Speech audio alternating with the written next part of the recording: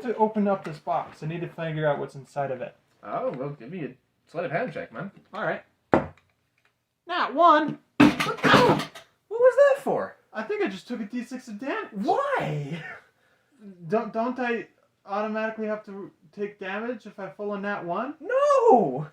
I thought you always, like, I had a critical fail, so I'm gonna take damage. No, critical fails. So, critical fails aren't an actual rule. It's a homebrewed thing. It's a variant rule, essentially. It's if the DM wants to do it, you don't have to do it. Oh. Well, how come everybody does it that way? It's a good question, actually, because it's stupid. It does is really stupid. Have you guys ever taken damage or lost something because you did a nat 1 in the middle of a combat or even in a social encounter? Right, like I did a one shot with Max, London, and Jody, and it was called the Arena Integritet.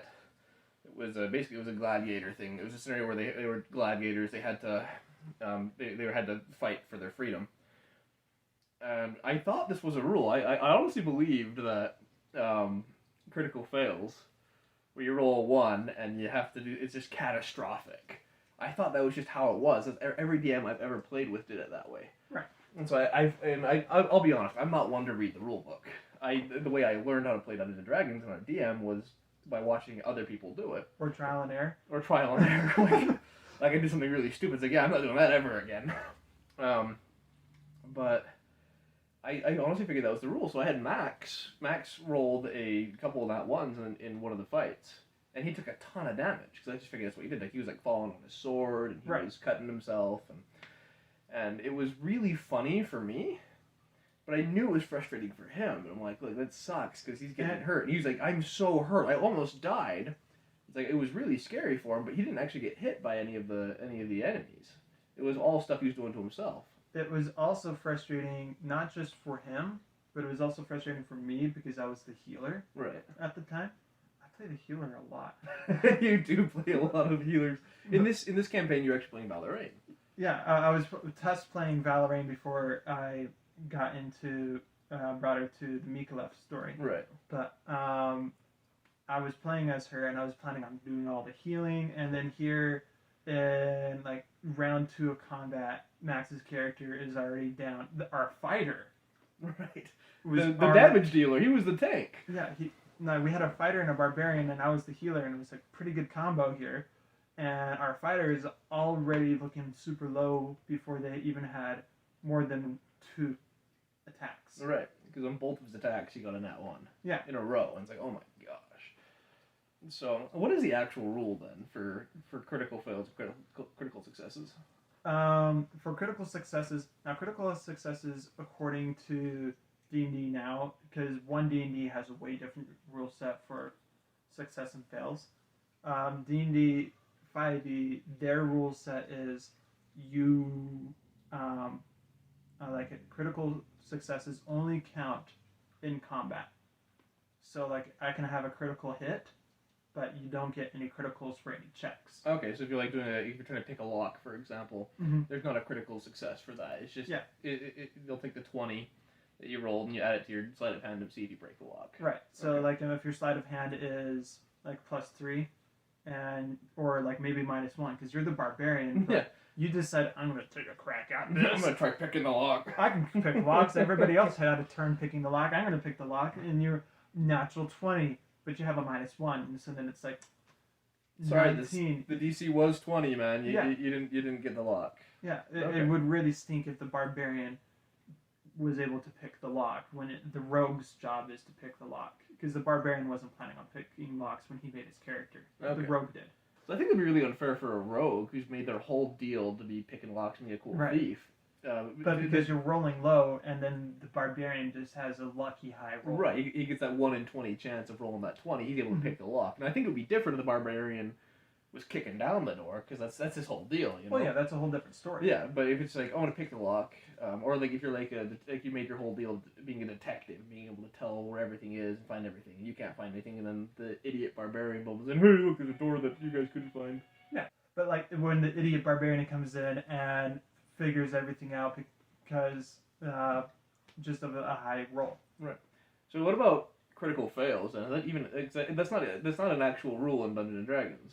Technically, like same thing with saves, especially for rogues who can get really high. Like if they have an expertise and they're level level 7 or 8, where they have a +4 modifier or a +2 for proficiency bonus that gets doubled because of expertise. Now you got a +8. Do it in something that they already have a high modifier in. Now you're getting a +11 to your rolls. Dang. So you can get a 1 and the base value of that would be 12, maybe 13. And sometimes that's all you need for success.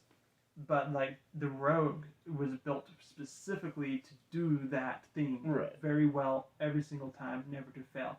And it would really stink if you built your character all around doing backflips and you got a nat 1 on your acrobatics check to do a backflip. And you're like, no, this character backflips every single day. It's funny if they fail every once in a while, and if the player is like, hey, let's let this fail, and like the DM and the player are in on it, and it's like, it'll be funny. But I personally, as a DM, would not choose it to fail unless it just failed to save. Right. So like if you had so you say you get a +11, and you roll a 1, it's a 12, but the save is 15. Yeah. And then it fails. Obviously. Yeah, it fails because it was below 15. Right. Okay. And I would never do that, or like take a critical fail. It's like sometimes I'll do a critical fail if it's something not important. It's like something that doesn't affect the story in any way. Right, kind of like talking to a random NPC. Yeah, you're talking to a random NPC and it's like, I want to know if they're lying. You roll a nat 1, and then you're like, they're lying through their teeth. Your insight check, you think that they are 100% lying. So and that inherently just tells you as a player, meta knowledge, they're not lying. Right. But it's funny because now your character thinks that they're lying. Right, and you have to play how your character would act. Yeah. So I actually had a character that did that in one of your things. It was my character Tylik. Tylik he's a wizard, and we went to this dwarf blacksmith, and we were doing an investigation. We were essentially like private investigators trying to figure something out for this court case. You were looking for this metal called Hemorium. Yeah. And while we're looking for it, we ended up going to this blacksmith that Max's character knew really well. And so when I went there, I was like, I wonder if this blacksmith knows anything about Hemorium. So I asked him about, do you use Hemorium? He's like, oh no, I never use Hemorium. And so I'm like, I want to see if he's lying. I rolled a nat 1 for my insight. And I was like, man, he knows so much about this Hemorium. He's hiding something. We gotta find it. It's funny because like we still go to the guy there. So every time we go there, I'm like, this guy's shady. Yeah. I'm gonna give you my armor to work on, but you're shady. I don't like you. Right. And that's a scenario that doesn't affect the plot whatsoever. Right. He's a side NPC that you guys only run into when you're trying to do purchases. Right. It doesn't affect the story whatsoever. Whereas, like, if you were to be talking to the king and you are trying to persuade, or like you're trying to figure out whether or not the king is up to no good, maybe they're lying to you and you get a nat 1, I would just say, hey, they're really hard to read. The king has got a really good poker face. Right. Versus being like, oh yeah, you trust the king 100% with all your heart. Right. And then you're like, get blindsided by the king later on. You knew it that the king was going to blindside you. But the character didn't. Yeah. Because you said that. Another thing I was thinking about is like you're picking a lock. Mm-hmm. Like you could do like a critical failure picking this lock where like, oh, you rolled a 1, so you're making so much noise that you alert the guards nearby. Right. And then now you have a fight you have to do, and it's like, well, shoot, I was just trying to pick a lock to be sneaky. Whereas what you can do instead is you're picking the lock, and it's like, I rolled a 1. Oh, you just didn't unlock it. It's a really tough lock. Right. You haven't seen this kind of lock before, and it was just more difficult for you to jimmy it, and you couldn't get it. And sometimes it's hard, especially because when you have a door and the whole party needs to get beyond that door, and the rogue keeps on failing all their lockpicking checks, it's a bummer because like you don't want to have to make them do checks over and over again. And so, like, personally, I think it was like there's 2 ways of going about it. When somebody does a check over and over again, you can either increase the DC because you're like, hey, you tried this already. You can try again, but I'm gonna make it harder on you because you got to move on, buddy. Right. But when it's something important, like getting past this door, if getting past the door isn't important, go ahead and raise the DC. But if the check is important, they fail the first time, decrease the DC, and then there are consequences that they didn't get there or like fast enough. Let's say there is a guy who has one of the characters' family members hostage, Right. and there's a chance that he might kill them for a cold sacrifice. And so they're rushing in, but they have to get past this door. Make it so after failing it 5 times, they're running in just as the family member's throat is getting slit. Right. And it's like, oh, okay.